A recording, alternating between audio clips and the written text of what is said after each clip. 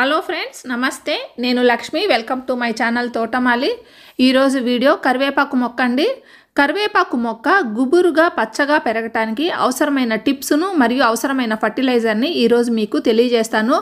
మీ అందరికీ ఈ వీడియో చాలా ఉపయోగపడుతుందండి. ఒకవేళ మీ కరివేపాకు మొక్కలో గ్రోత్ సరిగ్గా లేకపోయినా, ఆకులన్నీ కూడా ఎల్లోయిష్గా అయిపోయినా, లేదా కొత్తగా బ్రాంచెస్ రాకపోయినా ఈరోజు నేను చూపించబోయే ఈ ఫర్టిలైజర్ ద్వారా మీ మొక్కల్లో కూడా మంచి డెవలప్మెంట్ ఉంటుంది.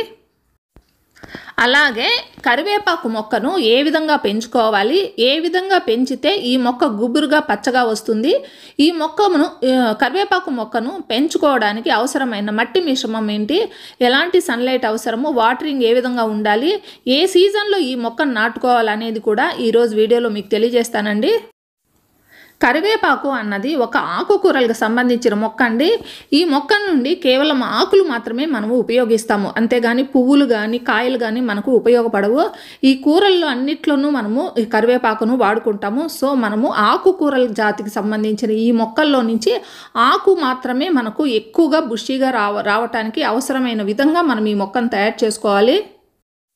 చాలామంది దగ్గర కరివేపాకు మొక్క అనేది సమ్మర్లో బాగా డ్యామేజ్ అవుతుందండి. ఇది హీటును బాగా తట్టుకునే మొక్క కాదు, అలాగే ఎక్కువ చలిని కూడా తట్టుకోలేదు. ఈ ఎండ ఎక్కువగా ఉన్నా, చలి ఎక్కువగా ఉన్నా కూడా ఈ మొక్క అనేది డ్యామేజ్ అవుతుంది. దీనివల్ల నేను ఏం చేశానంటే సమ్మర్లో బాగా కప్పేశానండి. మనకి గోనె సంచులని దొరుకుతాయి కదండి, ఆ సంచుల్ని బాగా కప్పేసి రోజు వాటరింగ్ గోనె సంచుల మీద వేయటం వల్ల మొక్కకి ఎలాంటి డ్యామేజ్ కాకుండా ఉంది. అలాగే మనకి ఈ చలికాలం వచ్చినప్పుడు కూడా బాగా కప్పేస్తే ఆ చలి నుంచి కూడా ఈ మొక్కను కాపాడుకోవచ్చు. ఈ రెండు సీజన్లో కాకుండా మిగతా అన్ని సీజన్లో కూడా ఈ మొక్క హెల్తీగా ఉంటుందండి. ఇంకా మీ మొక్కలో కూడా ఈ రెండు సీజన్లో డ్యామేజ్ అయ్యి ఎల్లోయిష్గా అయిపోవటము, ఆకులు రాలిపోవటము, మొక్క అంతా కూడా ఎండిపోయినట్లు అయిపోతే ఇప్పుడు మంచి సీజన్ అండి. ఇంకా ఫ్రెష్గా హెల్తీగా ఈ మొక్క పెరుగుతుంది. ఈరోజు నేను చెప్పబోయే ఈ టిప్స్ని మీరు ఫాలో అయ్యి మళ్ళీ పూర్వ వైభవాన్ని అయితే ఈ మొక్కకు తీసుకురావచ్చు. మొదటగా మొక్కను ఎలాంటి కుండీల్లో పెంచుకోవాలంటే, మొక్కను చిన్న చిన్న పిలకలు తెచ్చుకొని పెంచుకునేటిగా ఉంటే చిన్న కుండీల్లో అంటే 10 to 12 ఇంచెస్ కుండీలు అయితే సరిపోతుందండి. మొక్క పెరిగిన తర్వాత పెద్ద కుండీల్లోకి మార్చుకోవాలి.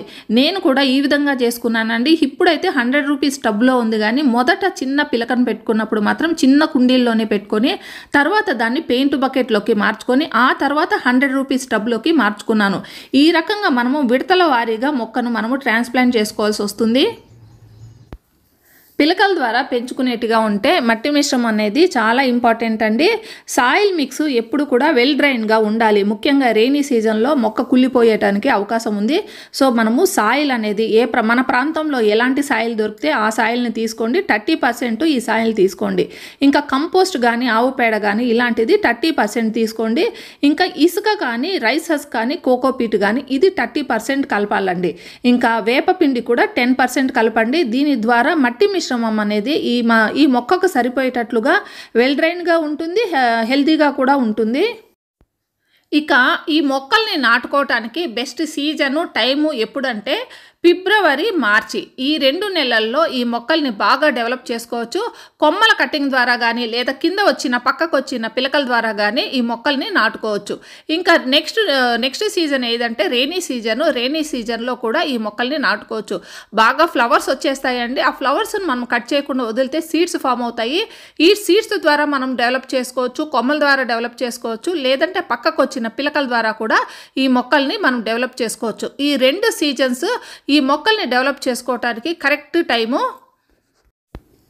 ఇక మన గార్డెన్లో పెరిగే కరివేపాకు మొక్క పచ్చగా గుబురుగా పెరగాలంటే కొన్ని టిప్స్ను ఫాలో అయ్యి కొన్ని ఫర్టిలైజర్స్ ఇవ్వడం ద్వారా ఈ మొక్క బుషీగా పెరగటమే కాకుండా హెల్తీగా కూడా ఉంటుందండి. ఇందులో మొదటి టిప్ ఏంటంటే ప్రూనింగ్ అనేది చాలా చాలా ఇంపార్టెంట్.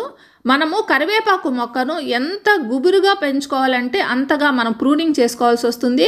ముఖ్యంగా మనము టబ్స్లో పెంచుకునేటప్పుడు మరీ ఎక్కువ హైట్కి పెంచుకోని అవసరం లేదండి.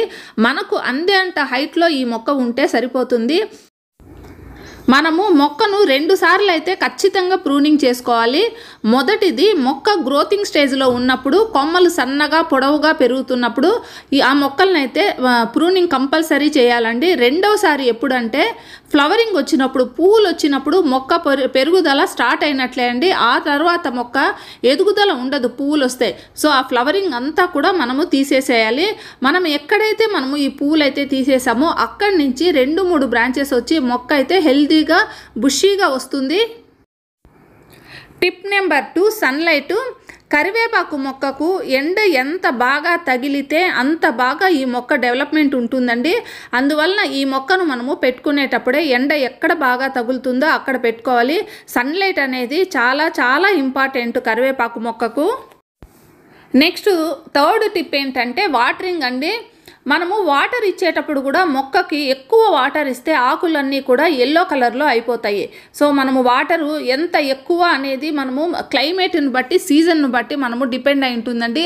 వర్షాకాలంలో అసలు మనం వాటర్ ఇవ్వకూడదు. వెల్ డ్రైన్ సాయిల్ మిక్స్ ఉన్నప్పుడు మొత్తం అంతా కూడా ఎక్కువ వాటర్ పడినా కూడా ఆ వాటర్ అంతా కూడా డ్రైన్ అయిపోతుంది. సమ్మర్లో మాత్రం 2 సార్లు కంపల్సరీ ఇవ్వాలండి. పైన లేయర్ అంతా కూడా డ్రై అయిపోయింది, మనము చెక్ చేసుకొని వాటరింగ్ అయితే సమ్మర్లో ఇవ్వాలి. ఇంకా చలికాలంలో అయితే కూడా 2-3 రోజులకు ఒకసారి ఈ వాటర్ ఇస్తే సరిపోతుంది.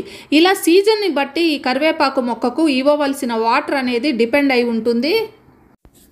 ఇక కరివేపాకు మొక్క పెద్దగా అయినప్పుడు, మెచ్యూర్డ్గా అయినప్పుడు ఇలా పక్కన నుంచి పిలకలు వస్తాయండి. నేల మీద ఎన్ని పిలకలు వచ్చినా పర్వాలేదు, కానీ కరివేపాకు మొక్క మనము కంటైనర్స్లో పెంచుకునేటప్పుడు ఇక్కడ పక్కన నుంచి వచ్చే ఈ పిలకల్ని ఎంకరేజ్ చేయకండి. మనకి ఒక మొక్క హెల్తీగా పెరగాలండి. మొక్కకి బలం అనేది ఇన్ని పిలకలకి ప్లస్ మెయిన్ మొక్కకు సరిపోదు. సో మనం ఏం చేయాలంటే ఈ పక్కన వచ్చే పిలకల్ని ఎప్పటికప్పుడు తీసేయండి. మన ఇంట్లో ఒక 2-3 కరివేపాకు మొక్కలు ఉన్నా పర్వాలేదండి. మనం ఈ పిలకలన్నీ కూడా పక్కన మనము ఇంకో కంటైనర్స్ లో కూడా మనం పెంచుకోవచ్చు. మనకు కరివేపాకు అన్నది ఒక మొక్క ఎంత హెల్తీగా బుషీగా ఉన్నా కూడా సరిపోదండి. ఎందుకంటే కరివేపాకు మొక్కను ప్రతిరోజు 3 పూట్ల కూరల్లో మనం వాడుకుంటాము. మరియు పొడి రూపంలో కూడా మనము కరివేపాకు పొడి ఇలాంటివి కూడా మనం తయారు చేసుకోవచ్చు. సో మనము ఒక 2-3 మొక్కలను అయితే కంపల్సరీ ప్రతి ఒక్కరూ పెంచుకోండి. మనకి కరివేపాకు అన్నది రెగ్యులర్గా వాడుకునేది కాబట్టి ప్రతి ఒక్కరి దగ్గర 2-3 ఉండాలి. సో ఇలా వచ్చిన మనకి పిలకలన్నీ కూడా పక్కన మనము నాటుకుంటే ఒక దాంట్లో మనకు ఆకు అయిపోయినా లేదా ట్రిమ్ చేసినప్పుడు కానీ, ప్రూనింగ్ చేసినప్పుడు కానీ మనము ఇంకో కంటైనర్లో ఉన్న కరివేపాకు వస్తుంది.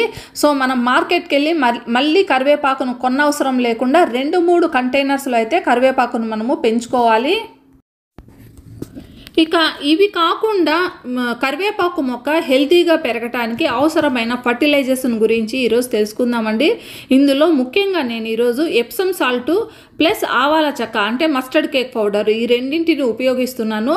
ఎప్సమ్ సాల్ట్ అనేది మొక్కకి ఈ స్టేజ్లో బాగా ఉపయోగపడుతుందండి. చలి ముగిసి ఫిబ్రవరి, మార్చి రాగానే మొక్కల్లో గ్రోత్ స్టార్ట్ అవుతుంది. ఇప్పుడు మొక్క ఫాస్ట్గా పెరగటానికి ఎప్సమ్ సాల్ట్ ఉపయోగపడుతుంది.